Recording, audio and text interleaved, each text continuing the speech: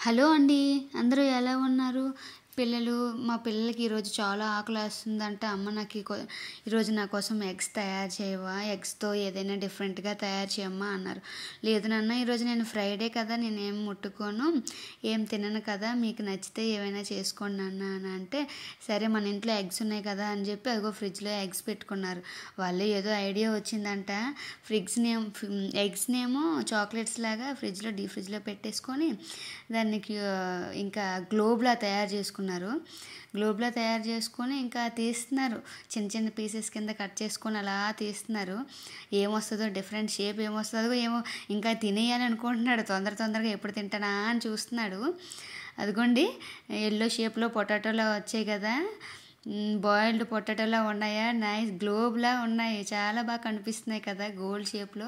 Colour కూడా gold కలర్‌లో చాలా నీట్‌గా కనిపిస్తున్నాయి ఎగ్స్.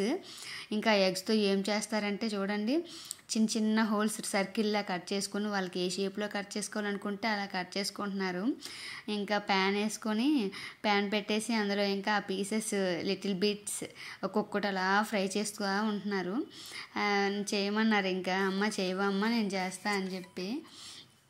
అయితే అగోండి అందులో సాల్ట్, కారం, పసుపు ఇంకా చిన్న చిన్నవి వాళ్ళకి ఎంత సరిపోతే అంత ఇంకా అలా వేసుకొని తినాలనుకుంటున్నారు. తినడానికి రెడీ అవుతున్నారు. అదిగోండి ఫ్రై అవుతుంది కదా! యమ్మీగా ఉన్నాయి, కనిపిస్తున్నాయా? మంచి షేప్ పాడైపోతుంది ఏమో అనుకోకండి. చిన్న చిన్న కట్ అయిపోతున్నాయి ముక్కలు. వాళ్ళు కట్ చేయడం అలాగే కట్ చేసినారు. అదిగోండి తింటున్నారు. వాళ్ళకి బాగా నచ్చినట్టు ఉన్నాయి. వాళ్ళే ఓన్గా ప్రిపేర్ చేసుకోవాలి అనుకున్నారు కదా! అందుకే ఎలా ఉన్నా సరే తినేస్తారు. అదే మనం ఏం చేసినా వాళ్ళకి నచ్చదు.